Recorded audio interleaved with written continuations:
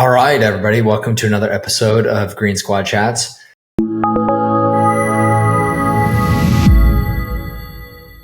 Today, we're going to talk about the illusion of control. My personal opinion is the more that you chase it, the less that you find it. Who wants to start us off? I thought we were talking about lifting weights today. We can. That's a form of control.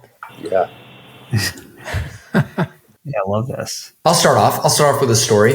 It's a story from today, so it's very relevant. And by the way, we're shooting this at kind of a different time of day. Usually our shoot time is Saturday mornings, but we're shooting this on a Tuesday evening. So kind of different time of the day, different energy level. So we'll see what that brings. So this morning with my team, I'm big on culture. I'm big on standards. I'm big on delivery performance. And so my team is well aware that I'm very much a proponent of being on time, right? It's a sign of respect for yourself and it's a sign of respect for your teammates. And so a member of my team did not show for a morning meeting. And that I know from her character, that is very, very out of character. That is not like her at all.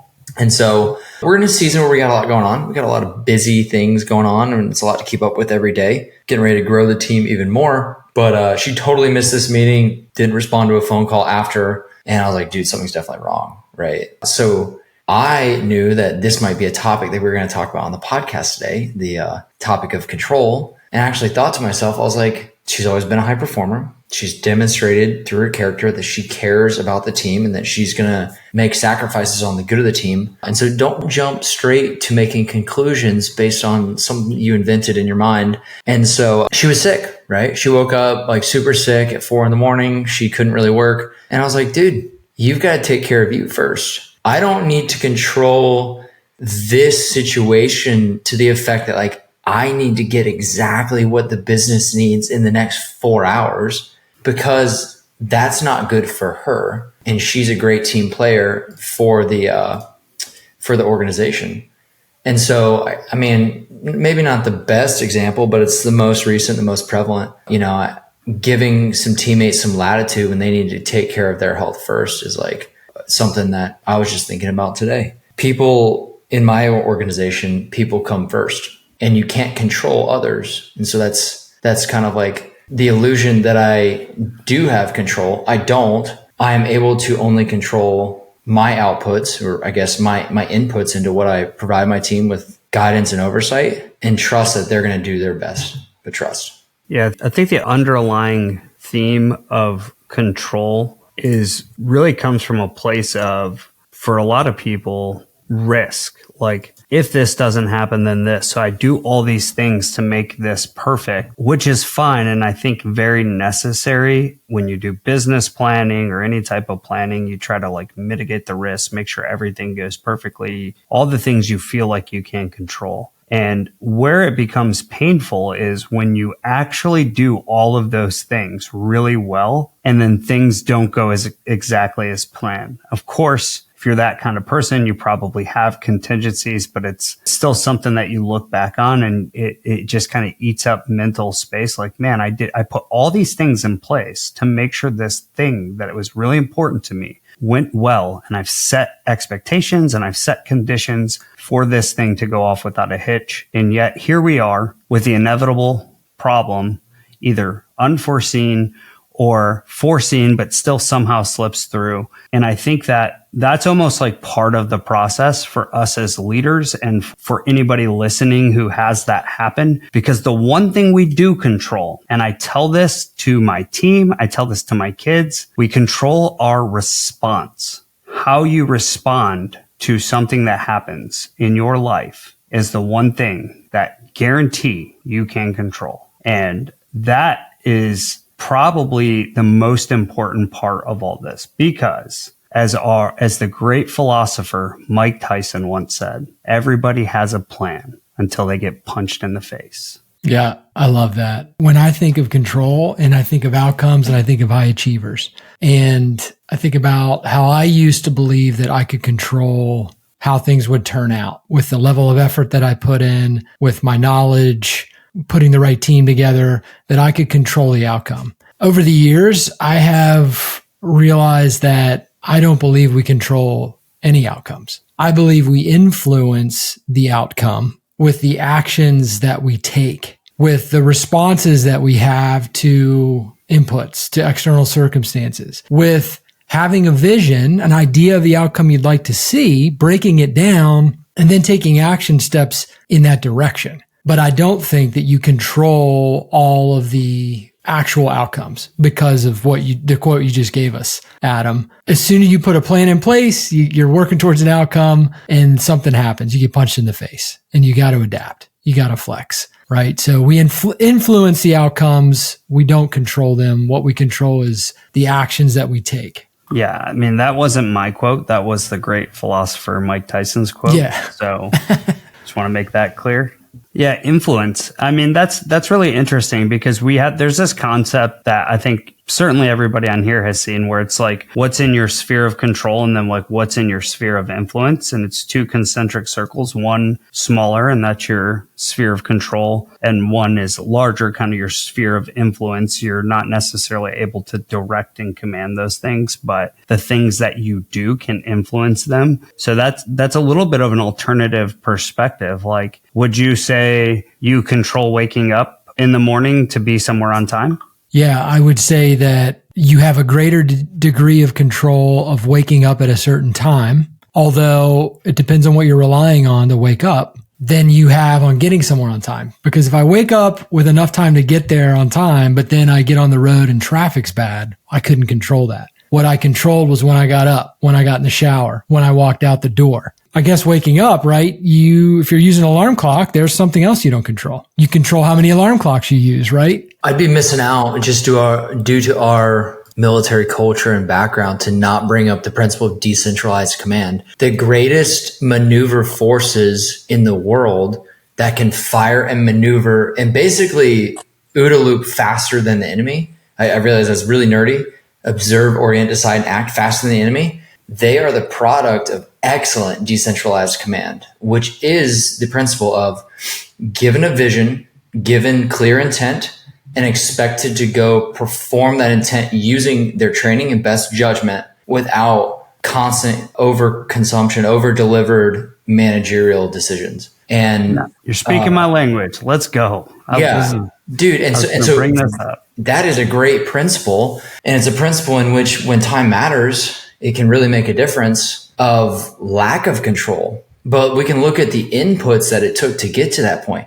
Great training, excellent trust in the organization, and a strong team culture. Good planning, excellent communication of intent and key tasks. So all those things that comes before the actual crisis is at bay. I think that goes a long way in team organization for a business too. Yeah, absolutely. And one thing that, something we talk about that I think is totally relevant to business is, especially if you're a business owner, it's a concept called command and control. The word control is really interesting. I personally would tell you that it's command and feedback, meaning command down to your team to give good intent, good priorities, a good vision. And then as we start to execute, they owe you and the people making decisions just a little feedback so that you can determine and decide if, hey, this thing is on the tracks, it's good enough, the team is running with it, or I need to intervene and potentially pivot in our business because we're not achieving the desired result. I must have given bad intent, bad guidance, bad priorities, because I know for sure I've trained my team. They understand the mission and they are prepared to execute to achieve the outcomes we're looking to achieve. So I really like the idea of command and control, but like just replacing the word control with feedback, because really once you say, hey, this is what we're going to go do, the team goes and does the thing. Like you don't really have control. All you're getting is feedback. And of course, as a good leader, your position, the most important thing you can do is resource them. So you get feedback and then you resource your people to succeed. I love that, man. Very much on the same page. Yeah. We're ready to go take down some houses. Let's go. I love that too. It's like, so if just what's coming up for me, right, is back to, I don't control the outcome, I influence it. And so then listening to Adam, it's like, okay, how can I best influence the outcome I want, right? Have a vision, take an action in that direction. Then it's, how can I get more feedback? Where in the process can I get more feedback so that I can make smaller corrections along the way, smaller action steps along the way that potentially gets me to the outcome that I want? So how do I get more and better feedback? Is it more and better? Or is it more and quicker and better feedback? I don't know. How does that sit? Yeah, I think so. That's like speed of communication, right? That's part of it. Yeah, that's a great thought, because it's like getting feedback is one thing, getting the right feedback is another thing, which kind of goes back to the priorities you set and the things that you say are important. If you say something's important, that's what people are typically feeding back to you. Here's what, oh, you told me this was important, so here's the feedback on that thing. And this is, all this is predicated on a foundation of trust. These principles, these concepts, totally predicated on trust. If James sends me to do something, a mission, hey, execute this thing. Here's what I'm looking to get out of it. Here's how I see it. Here's how I see winning in this situation. And I go start to execute, and I get on the X in that thing that he asked me to do. And I'm like, it looks completely different than we anticipated. I've got to be able to give him good feedback to say, what, do we need to adjust here? What do we want to do? And that's like totally relevant to business, by the way, because we're doing that all the time. We're going after real estate deals. We're doing something in our service business and our information business, whatever it may be. And we need to get feedback to know if we're achieving the result that we're trying to achieve. We have to trust that our team shares that vision, understands what the priorities are, and can give us feedback, and has the trust. We've built the trust with them that they can say, hey, this isn't working the way that I think you anticipated it would. Travis Hill, what you got, man? Yeah, I agree on all fronts. Look at Trav, a man of little words, but very impactful. Trav, I'd be interested to hear your experience with feedback and how that's helped or hurt you in your career to achieve the outcomes that you've wanted to achieve. The feedback loop is very, very important, because if a officer is going to plan in a vacuum to control all outcomes in a mission, that mission is going to fail every single time. And the more that you bring in billet holders, like people in my world as an engineer, your lot chief, your lot foreman, your QC chief, your maintenance chief, your ops chief, and you sit them down and say, hey, this is the mission. This is what we're going to accomplish. How are we going to get there? And they weigh in for the buy-in. That way, their influence is noted, respected, and listened to by the group. And that empowers people, I think, subconsciously to go and execute within their realm. And then when we come back and for whatever on the next meeting, then those tasks, those can be updated, improved, and we can still continue the mission. And then when we get on deck and when the mission starts, and I'm speaking primarily of engineer projects, like the most junior Marine in a piece of equipment should be able to come back and say, hey, sir, this is what we've got going on, or whoever the project manager is, and know that culture exists, that feedback can be, the left and right lateral limits of that mission can be altered, but still be able to have the endpoint or that mission accomplished despite left and right slightly adjusting.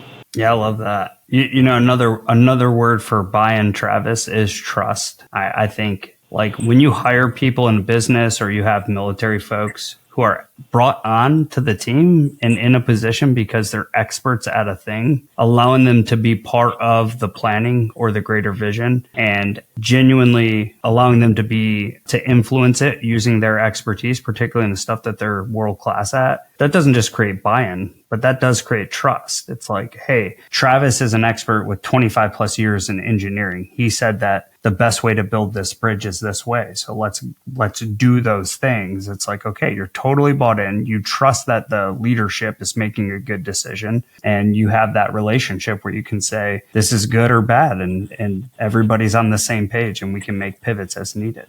I love that, man. Yeah, I think that's really important. And I think it directly ties to building trust on a team. I think in the beginning when we talked about control as an illusion or the illusion of control, the amount of control that my drill instructors had on the platoon, that was pretty legit, whether or not they were faking the funk or whatever the case may be. But I think control is relative in the situation. In jiu-jitsu, I can control, like part of the tenets of getting a submission is position, control, and submission. And I think that, yes, in jiu-jitsu, you can control a person regardless of what their influence or what their knowledge base is or whatever. If you are in a control position, that is the ultimate form of power, because they're exerting all of their influence, all of their strength, all of whatever, and they realize it, and you realize that your control is superseding all of that, because you're controlling a position, you're controlling their arms, their legs, their head, like whatever. And that has nothing to do with anything external. That has to do with the knowledge base maybe being bigger. But I think that control is achievable. It's just very, very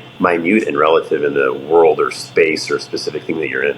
Yeah, that's a great point. I think that context always matters. In fact, I know that context always matters. What's my environment I'm in right now? And depending on the environment, there's going to be environment, experience level, and a whole bunch of other factors where you could be in an environment where you could control something one day, and then the next day you're in a different environment and it looks totally different. I love that, man. Man, that was so deep. Like now just staring at Travis's great hair. Yeah, I think we just, sometimes I like to contemplate. I like to sit there and kind of reflect on what's been said, you know, and I also like to make all the other people who are uncomfortable with silence, I like to make them sweat a little bit. I say that to my class all the time. I'll sit here for 5 minutes. Nobody can do it. Nobody can last that long. I was just thinking of like what Adam's pecs look like since he can bench 300 plus now. Hey, listen, I still got it. Trav, I'm not quite at your level of fitness and age combination, but I aspire to be as fit as you are at your age. And I'll tell you what, man, I just kind of shared with the world that, hey, I am still working out. I have not lost it. And I found out after shoulder surgery, I didn't lift anything heavy. And I found out that I was still strong. And, a lesson that I learned from that is not an uncommon lesson to the rest of my life is haters are going to hate. My bro friends totally said, your arms are short. You didn't have to lift it very far. And you know what, man? I choose to not hear that. I choose to listen to my friends who are encouraging and lifting me up. So shout out John Lalonde for talking trash, but all good, man. All good. He's just mad because my bench is 50 pounds heavier than him, and I haven't done nearly the amount of working out he's done in probably the last 2 years. That's because he's a new dad. He's a new dad. I can't wait to see his abs disappear. Yeah. It's hard for babies to lay on six packs. Bad. Let's go. Lift weights. And I'll tell you guys something else too. I find that goes back, James says this stuff all the time, but it's like, dude, doing hard things seriously enriches my life. I'm feeling kind of like it's closing in on me because I've got a lot of stuff going on across my businesses, and I get in the gym and just destroy heavy stuff. And I feel incredibly good about myself after that. I don't even care what's going on. I'm just crushing weights and it feels good. Do hard things. The more you do in your 20s, it's working out is the easiest way to share the metaphor, right? Or the irony or whatever it is. But the only reason I'm able to still enjoy workout at 50 is because I just kept doing it as a teenager and in my 20s. You don't just wake up when you're 48 and be like, I'm going to get in the best shape of my life. Dude, that is a much harder ship to try to swim to. And instead of just the daily showing up, going to the gym, or whatever it is that you're going to apply that principle to, and then 30 years pass and you're like, yeah, I can still do it. Consistency over intensity. I've been lifting weights for 25 years. Yeah. I mean, this is perfect because I want to tie it back to control. You can control starting right now, going to the gym and putting in the work consistently day after day. And chances are, if you do that, then down the road, you're going to have an outcome close to, let's say you want to bench a certain amount, you want to run a marathon, you want whatever your goals are. You want to be able to run up and down stairs and carry your grandkids when you're 70. Whatever your goal is at that point, you can't control if you have an injury and you have to stop working out in 10 years down the road. But what you can control is the work you put in right now, starting right now. And then being consistent with it while you can, right? While it is in your control to take those actions and go to the gym or whatever else it is you're doing. We're just using the gym as the analogy here. It's you control the actions that you put into it right now to achieve those outcomes down the road. So I think that's a wrap for this episode of Green Squad Chats. Thanks again for tuning in on this Tuesday evening. Actually, I don't know when you're listening to it, but we're recording on a Tuesday evening instead of Saturday. So give us some feedback. Let us know how it went. Give us a 5-star review and any feedback that will help us make this better for you. And we'll see you again next time on Green Squad Chats.